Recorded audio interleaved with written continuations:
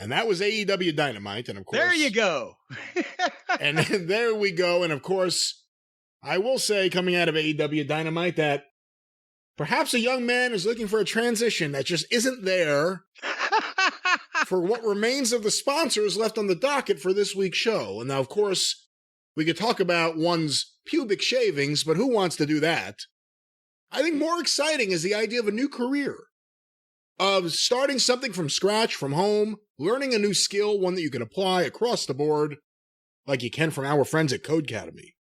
Well, you know what? I've got to apologize, not only to Codecademy, but also to the public at large out there. I know I've struggled because I wasn't up on the newfangled information. I've struggled with some of the Codecademy spots because I wasn't exactly sure about the whole thing, but you've helped me, Brian. And also I saw a documentary the other night on the whole coding and the thing, and it was fascinating, and it's given me new insight into this because, for example, I had mentioned before that, you know, with Codecademy, you can get qualified for in-demand jobs in as little as 2 months. You can learn at your own pace and your own level. You can choose what to learn, from building websites to analyzing data and everything else you could want. No matter what your experience level, you'll be writing real working code in minutes. That's right. But I wasn't used to all this, so I didn't understand the whole concept of the code. And when I saw coding languages like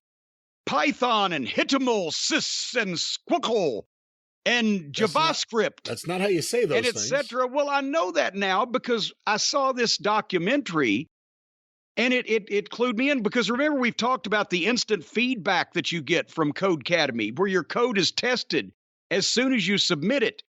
And also they have meetings. They have a community of over 50 million people, and you can get help from other people in the forum or connect with people near you, and they have these meetings. And I saw the documentary. And what confused me was they didn't call it speaking in code in this documentary. They called it speaking in tongues. But they have the meetings. They wear robes. No. They say these things like the HTML, Squall, and no, that's a JavaScript and all that. And then they all raise their arms to the sky. No. And then this guy comes in and he's carrying a fucking snake. No, this is not. They're all handling these snakes, and they're letting the snakes bite them willy-nilly at random. But they're invulnerable because they've learned to speak in the tongues, or as they call it at Codecademy, speak in the codes. And it's an amazing group of people. And so, folks, if you want to join this, and I think they supply the snakes. However, you can land your dream job in web development, programming, computer science, data science, and tons more. You can learn from home. You only have to go out to the meetings whenever they have the snakes in the robes. So, folks, go to Codecademy. That's Codecademy, Codecademy.com. And use the promo code EXPERIENCE. You're going to get 15% off your Codecademy Pro membership. Join the millions of people learning to code with Codecademy and see where coding can take you. As I said, you use the promo code EXPERIENCE at Codecademy to get 15% off your Codecademy Pro membership. Get a new job, a new career, a new way of life. 15% off your Codecademy Pro membership when you use the promo code EXPERIENCE at Codecademy.com. I think the 15% also includes robes and snakes. Learn to speak in tongues or in codes at Codecademy.com. What was the name of this documentary you saw? It was The Snake Handlers of Sri Lanka. Oh, what channel was that on? It was on channel Mind Your Own. Oh, really? Okay, I think I have that cable system. Yeah. Over here. Mind Your Own. It's right up one button up from Nunya. Have you ever seen any of those people in the giant robes in person? No, but I saw a couple of those snakes. I'll tell you a story without using the person's name. This made me think of it. Whatever you just butchered in that spot made me think of this.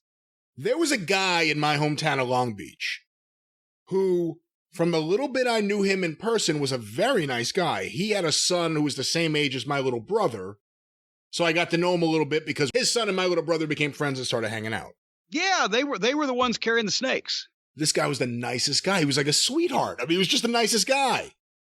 Turns out he was also a guy who would go onto the Long Beach boardwalk with giant pictures of dead fetuses and get on a bullhorn and yell at people. Now, no one wants to hear that in general, let alone on a beautiful summer's day when you're on the boardwalk with your family and you're enjoying the sun and the surf. And here's this guy screaming at you about abortion. And one day someone got in trouble because they rode by on a bicycle and punched him in the face and they got into a brawl on the boardwalk. He became somewhat notorious. I believe they banned him from the boardwalk. While all this is going on, I'm thinking how funny it is because he's such a nice guy. Why is he such a lunatic? Now, I'm not saying, well, look, whatever your beliefs are, fine. But going on the boardwalk with a fucking bullhorn and placards, that may be a step too far. Probably not the way to go about it. 2 years later, I had a meeting in the city, and I took the train to Penn Station, and I went out onto 7th Avenue to cross the street to start walking. So whenever I can walk instead of the subway, I prefer to walk. And there's a commotion in the crosswalk, and I can't figure out what it is, but I have to know what it is because it's such a commotion. I get close to it, and it's that guy in a fucking giant robe with a giant curved walking stick that was bigger than him. He was like 6'2".